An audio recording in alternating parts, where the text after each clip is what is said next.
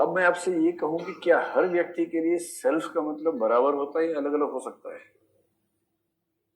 बराबर होता है। अच्छा चलो ये बताओ, अगर किसी परिवार के अंदर 4-5 लोग रहते हों और कुछ बंदूकधारी बंदूक लेके आ जाए, गोली भरी बंदूक, और बोले कि हम गोलियां चलाएंगे ताबड़तोड़, आप में से कितने लोग अपने परिवार को बचाने के लिए उनके सामने खड़े हो जाएंगे? हाथ खड़ा कर लो, ईमानदारी से, बेईमानी मत करना। आप में से कितने लोग अपने परिवार को बचाने के लिए सामने खड़े हो जाएंगे? ये संख्या लगभग 2/3 के आसपास दिख रही है। कितने लोग परिवार को बचाने के लिए सामने खड़े नहीं होंगे? इसमें देखते हैं साहस। शर्मा मत, नहीं मरना तय है, उनको बचाना है तो मरना ही पड़ेगा।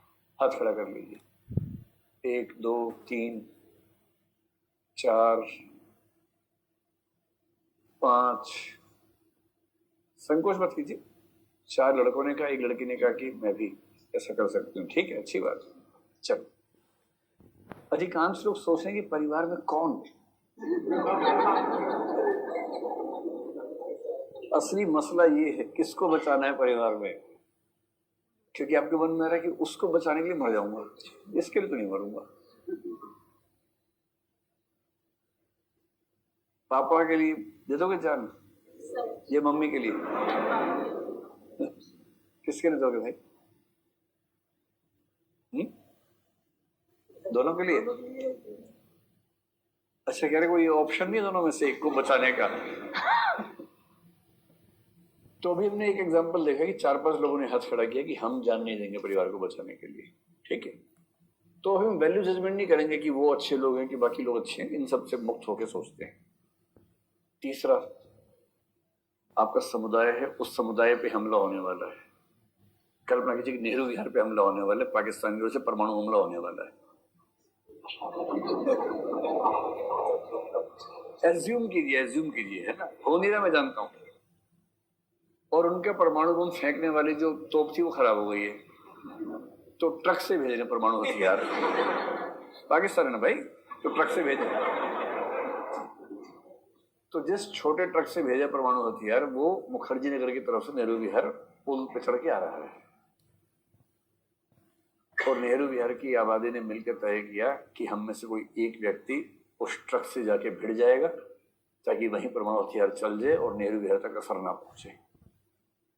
एज्यूम कर लीजिए, ठीक है। और आप सबसे कहा गया है कि आप में से कौन नेहरू विहार को बचाने के लिए जिम्मेदारी निभाएगा? हाथ खड़ा कीजिए ईमानदारी से। आप लोगों के चेहरे से बेईमानी टपक रही है, सच में? पक्का? चलो, 3-4 लोगों ने कहा। परिवार के मामले में 3-4 छोड़ के सब मरने को तैयार थे, अब यहां 3-4 मरने को तैयार हुए हैं, क्योंकि समुदाय को बचाने का उतना मन नहीं करता हमारा, परिवार के लिए मन करता है, और परिवार के बाद सीधा राष्ट्र के लिए मन करता है, और किसी के लिए मन नहीं करता ज्यादा। अब बताओ, देश पे हमला होने वाला है, और देश पे हमला रोकने का एक ही तरीका है कि आप चीन के उस परमाणु जो संरचना है जहां से हथियार चलने वाले हैं, एक ही तरीका है कि उनकी तोप के अंदर घुस जाना है ताकि बम चले, बम फुस हो जाए, सारा का सारा रेडिएशन आपके ऊपर आया, तुरंत मौत हो गई, लेकिन तोप के बाहर आप निकले ही नहीं, आपने ऐसा फंसा दिया मामला, उनकी तोप फुस हो गई, और इस तरह से देश को बचा लिया गया है। तो आप में से कितने लोग भारत को उस युद्ध से बचाने के लिए अपनी जान दे देंगे तोप के अंदर घुस के, या जो भी तरीका हो? इसमें ज्यादा लोग हैं, ठीक है। इसका मतलब एकदम स्वार्थवाद की बात सही साबित हो रही है। जो जो हमने सोचा ठीक वही संख्याएं निकली, ठीक वही संख्याएं निकली। एक अंतिम सवाल है, इस दुनिया पर किसी और गैलेक्सी के ग्रह का हमला होने वाला है, और दुनिया के सब देशों ने मिलकर तय किया कि 100 लोग दुनिया से चुने जाएंगे जो स्पेसशिप में बैठकर वहां जाके युद्ध लड़ेंगे स्पेस में, और आपसे फॉर्म भरवा जा रहे हैं। 21 साल का होना जरूरी है, ग्रेजुएट होना जरूरी है, जो कि आप हैं। और ये भी कहा है कि जिन्होंने यूपीएससी का फॉर्म भरा उनको अलग से नहीं भरना है, अगर वो चाहे तो केवल एक एंटर करते फॉर्म पूरा वहां चला जाएगा, तो मेहनत भी नहीं करनी है, उसमें रिजर्वेशन भी नहीं है, कोई भर सकता है। तो आप में से कितने लोग इस दुनिया को बचाने के लिए स्पेस में जाके युद्ध लड़ना चाहेंगे? हाथ खड़ा करने। गुड, बहुत बढ़िया। मूल लालच स्पेस में जाने का है, युद्ध लड़ने का है ना? क्या स्पेस में जाना है मुझे, वहां जाके मरना है भाई साहब, वहां जाके मौज नहीं करनी है कि स्पेस टूरिज्म में गए। टूरिज्म नहीं है, युद्ध है। और दूसरी गैलेक्सी के लोग आएंगे, पता नहीं क्या क्या लेके आएंगे साथ में। हाँ चलो ठीक है। देखिए सारी बात का सार क्या है। अभी हमने कहा कि हम सब स्वार्थी हैं, पर भाई साहब दूसरे स्पेस में जाके युद्ध लड़ने को तैयार हैं, देश के लिए जान देने को तैयार हैं, परिवार के लिए, कुछ तो नेहरू विहार के लिए जान देने को तैयार हैं लोग। इसका मतलब यह हुआ कि हर व्यक्ति के स्वार्थ की परिधि अलग अलग हो सकती है। कि घोर स्वार्थी व्यक्ति वो है जो मैं से आगे ना सोच सके। मैं मतलब बकरी की आवाज नहीं थी, मैं करके, सिर्फ मैं, बाकी जो दुनिया भाड़ में, किसी से मतलब नहीं। किसी से प्रेम भी हुआ तो इस भाव से कि इसको इस्तेमाल करना है, क्योंकि मेरी खुशी के लिए इसका होना जरूरी है। इस्तेमाल किया, फेंका, फिर किसी और को ढूंढ लिया, और इस्तेमाल करने के लिए वस्तु में ढूंढते रहे जिंदगी भर, उनका इस्तेमाल करते रहे, फेंकते रहे। घोर स्वार्थ, चरम स्वार्थी व्यक्ति।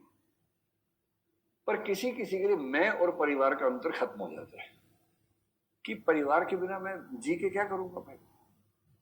मेरा बच्चा है, मेरी बच्ची है, मेरे माँ है, मेरे पिता है, मेरा पति या पत्नी है, इनमें से किसी को भी कुछ हो गया तो मेरे होने का मतलब क्या है? इसलिए अगर भूकंप आएगा तो जब तक मेरे परिवार के सब लोग बाहर नहीं निकल जाएंगे, मैं बाहर नहीं निकलूंगा। मरेंगे तो मरेंगे, बाहर में जाए, पहले सबको बाहर निकालेंगे। और घर का जो सबसे बूढ़ा व्यक्ति, जो सबसे स्लो चलता है, वो भी साथ में नीचे चलेगा तो बचेंगे, मरना है तो साथ में मर जाएंगे। क्योंकि इस व्यक्ति के लिए मैं और परिवार में अंतर नहीं बचा है। इसका मैं जो है वो परिवार ही हो गया है। किसी किसी के लिए मैं और वंश बराबर होता है, किसी किसी के लिए मैं और समुदाय बराबर है, किसी किसी के लिए भगत सिंह जैसों के लिए मैं और देश बराबर हो जाता है। उनका स्वार्थ देश तक फैल जाता है। तो स्वार्थ का मतलब बस ध्यान रखना है कि मैं अपने हित में कर रहा हूं, पर मैं अपनी व्याख्या जब करता हूं तो मेरे स्वार्थ की परिधि बहुत सीमित से लेकर बहुत व्यापक तक हो सकती है। इसलिए जब मां बच्चे के लिए त्याग करती है तो मां के स्व में बच्चा शामिल है, उसका परिवार उसके स्वार्थ का हिस्सा है, स्वार्थ की परिधि का हिस्सा है। वो उस बच्चे के लिए किसी और के बच्चे का खून पी जाएगी। उसको बच्चों से लगाव नहीं है, अपने बच्चे से लगाव हो।